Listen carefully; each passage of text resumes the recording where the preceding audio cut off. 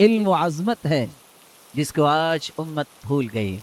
اور علم اسی کو کہتے ہیں جس کو اللہ نے نازل کیا ہے۔ یہی وہ علم ہے جس کے بارے میں رسول اللہ صلی اللہ علیہ وسلم نے فرمایا تھا، طلب العلم فریضۃ علی کل مسلم، ہر مسلمان پر فرض ہے کہ وہ علم حاصل کرے۔ تین چیزوں کے بارے میں، میرا رب کون ہے، میرا آئیڈیل کون ہے، میری زندگی کا طور طریقہ کیا ہے، یہ وہی سوالات ہیں جو پہلی کلاس میں پڑھائے جاتے ہیں، یہ وہی سوال ہیں جو قبر میں بھی پوچھے جائیں گے، یہ وہی سوالات ہیں جن کے بارے میں قیامت کے دن کوئی عذر نہیں سنا جائے گا۔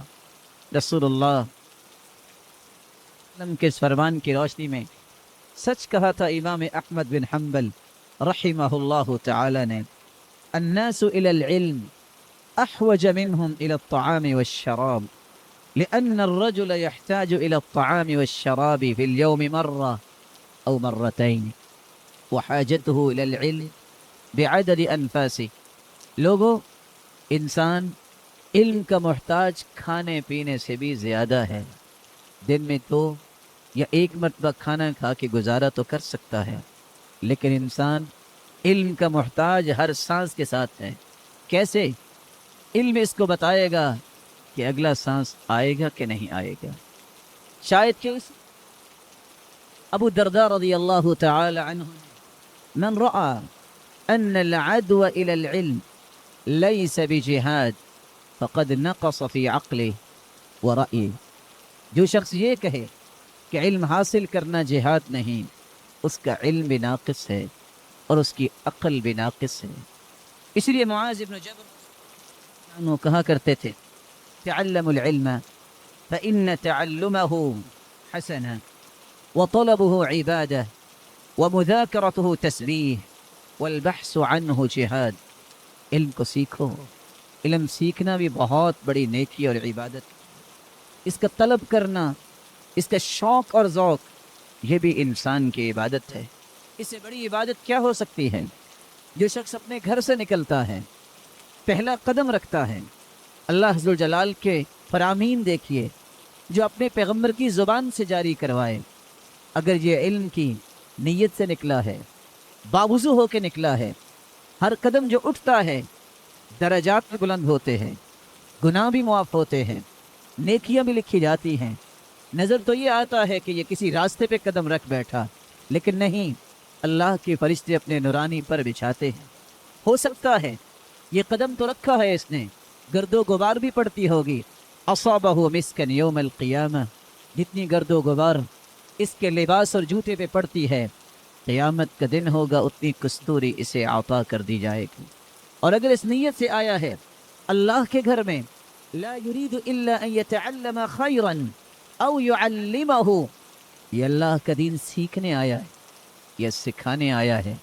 پلٹ کے جائے گا اللہ کے گھر سے، فأجرہ کأجر الحاج المحرم،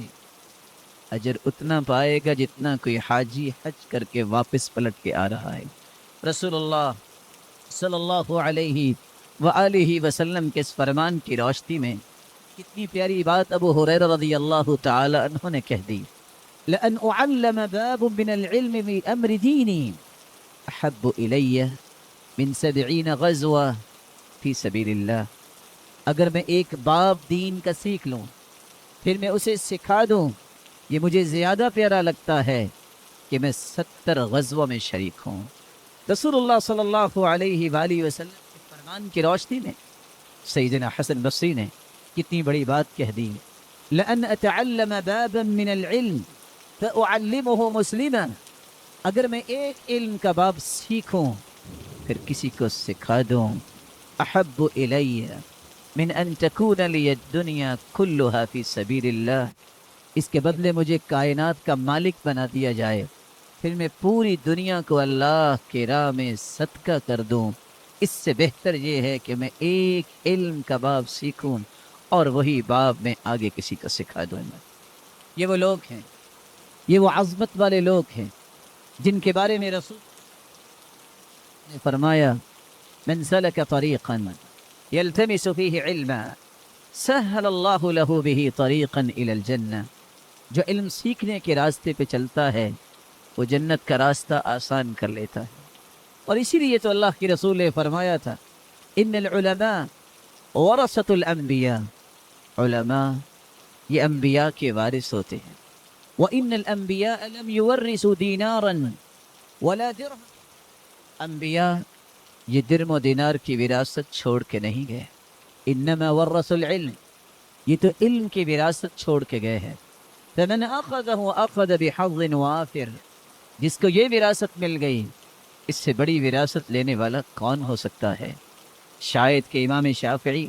رحمۃ اللہ علیہ نے اسی لیے کہا ہوگا لوگو اولیاء اللہ، اللہ کے ولیوں کی بات کرتے ہو، اذا لم يكن العلماء اولیاء فمن يكن، اگر روئے زمین پر علماء جو عمل کرنے والے ہیں اگر وہ بھی اللہ کے ولی نہیں تو پھر دنیا میں کون ولی ہو سکتا ہے؟ یہ وہ ہستیاں ہیں۔ رسول اللہ صلی اللہ علیہ وسلم نے فرمایا فضل العالم علی العابد كفضل القمر لیلۃ البدر علی الکواکب، 14ویں رات کے چاند کی چمک اور دمک کو تو دیکھا ہوگا، جس طرح ستاروں پہ اس چاند کی فضیلت ہے، لوگوں ایک عالم کی فضیلت عبادت گزار پہ اس طرح، بلکہ رسول اللہ صلی اللہ علیہ وسلم نے فرمایا علماء وہ ہستیاں ہیں جن کا ایک ایک حرف ان کے لیے صدقہ جاریہ بن جاتا ہے۔ وہ سویا ہو، وہ بیدار ہو، اللہ ذوالجلال کا یہ فیصلہ ہے ان اللہ وملائکتہ واہل السماوات والارضین حتى النملة في جحرها وفي رواية أخرى وحتى نينان البحر ليصلون على معلم الناس الخير، اللہ اپنی رحمتوں کا نزول فرماتے ہیں، فرشتے برکت اور بخشش اور رحمتوں کی دعائیں کرتے ہیں، ساتوں آسمانوں کی مخلوق، ساتوں زمینوں کی مخلوقات، ہواؤں اور فضاؤں میں پرندے، سمندروں اور دریاؤں میں مچھلیاں، ان سب کو اللہ نے پابند کر رکھا ہے۔ دعا کرو بخشش کی،